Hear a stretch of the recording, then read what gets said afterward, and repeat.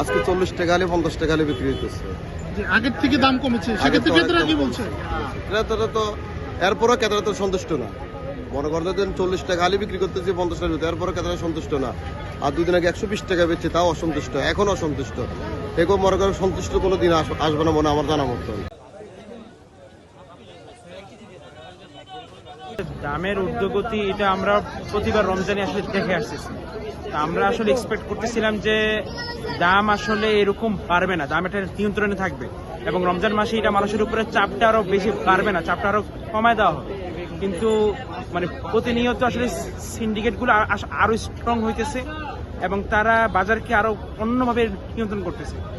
তো আমাদের কাছে আসলে সরকারের প্রতি এতটুকু আজই থাকবে, তারা যেন অ্যাটলিস্ট মানে রমজান মাসটা যেন একটু মানুষের উপরে একটু রহম করে। বিকজ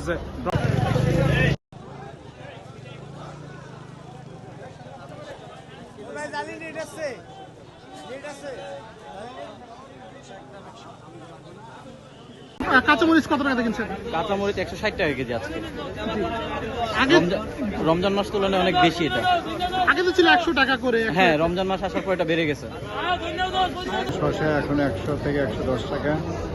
গত কয়েকদিন আগে বেসন কিনছিলাম 100 টাকা, এখন 120 থেকে 180 টাকা করে। সব কিছুর দাম বেড়ে গেছে। আর